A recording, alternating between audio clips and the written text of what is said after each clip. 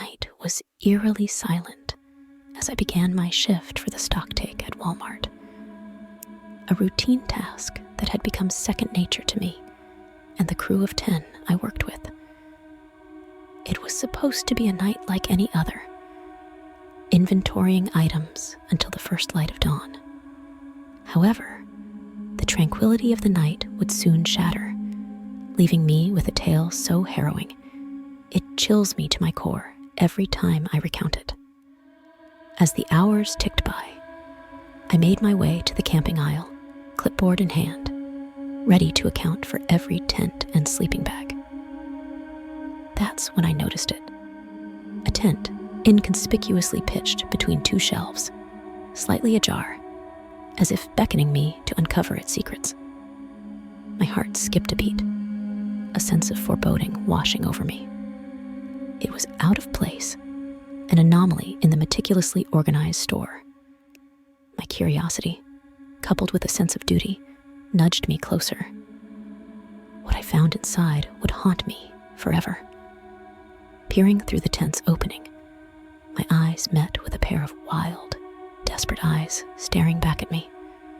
A homeless man, his face gaunt and beard unkempt, had made this tent his home, his belongings scattered around him. Our eyes locked for what felt like an eternity, a silent acknowledgement of his secret now shared with me. Panic surged through my veins as I realized the gravity of the situation. This man had been living in the store unnoticed, using the back loading dock to come and go as he pleased. The moment I stepped back, intending to alert my crew, the atmosphere shifted. The man lunged at me, his movements quick and driven by a primal fear of being discovered. His hands grasped at the air, inches from my face, as I stumbled backward, my heart pounding against my ribcage. The chase was on. Every shadow became a hiding spot, every noise a signal of his approach.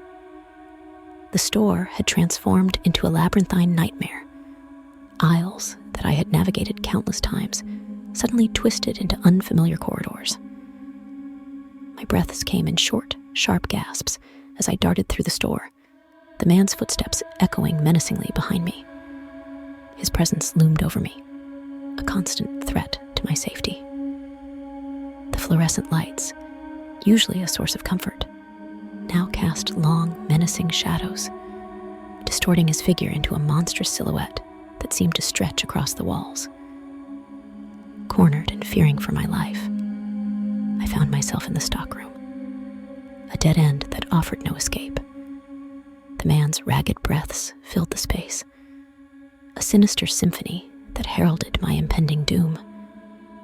As he advanced, a glint of malice in his eyes, I realized this could be the end. My mind raced, desperate for a solution. In that cramped, shadowy stockroom, with nowhere to run, my survival instincts kicked into overdrive. The shelves around us were crammed with boxes, tools, and miscellaneous items. A chaotic collection that suddenly seemed like potential weapons in my desperate state. The man's eyes, wild with determination, were fixed on me, his every step forward shrinking the already small space between us. As he lunged toward me, a surge of adrenaline propelled me into action. My hand shot out, grasping the first thing it could, a heavy flashlight. With all the force I could muster, I swung it at him, hoping to fend him off, or at least buy myself some time. The flashlight connected with his shoulder, causing him to stagger but not fall. His grunt of pain was a terrifying sound, but it only seemed to fuel his resolve. In the ensuing chaos, I tried to maneuver around him, aiming for the door. But he was quicker than I anticipated. Grabbing my arm with a vice-like grip, he pulled me back, his other hand finding its way to my throat.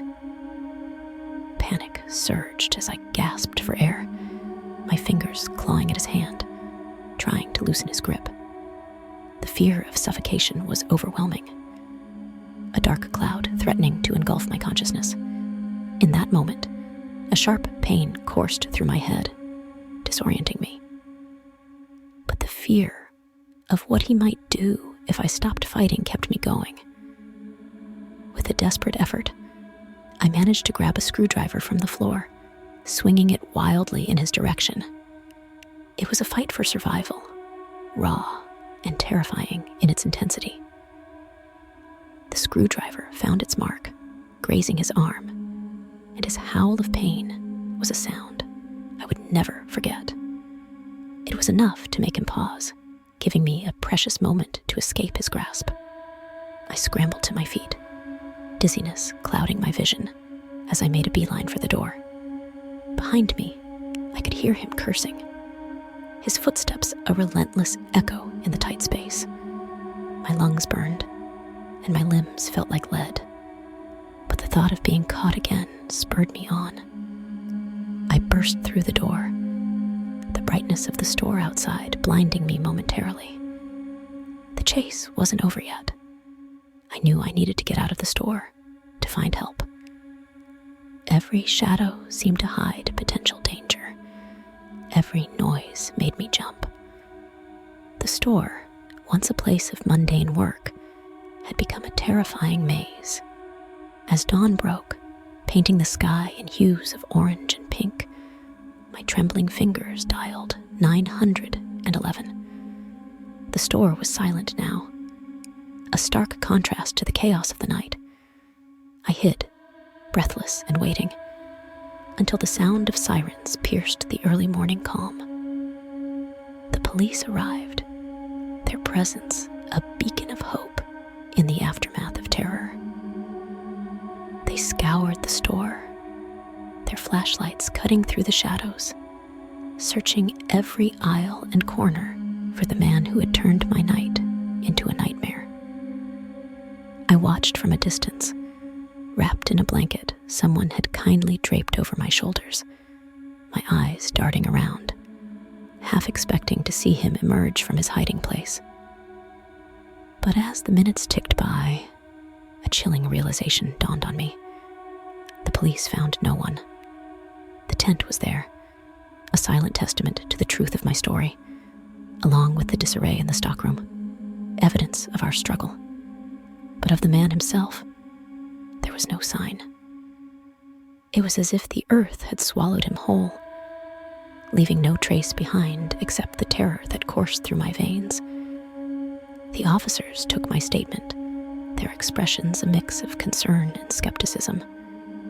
They promised to continue the search, to review surveillance footage, to do everything in their power to find him. But as they spoke, a cold seed of dread planted itself in my heart. What if he was still out there, watching, waiting to reclaim his secret abode? The thought sent shivers down my spine. In the days that followed, I couldn't shake the feeling of being watched. Every shadow seemed to move. Every noise made me jump. The store resumed its normal operations, but for me, it had become a place of nightmares. Rumors circulated among the staff, whispers of the ghost who haunted the camping aisle, but no one knew the truth as I did. The police never found the man. Despite their efforts, he had vanished, leaving behind a mystery that hung over us like a dark cloud.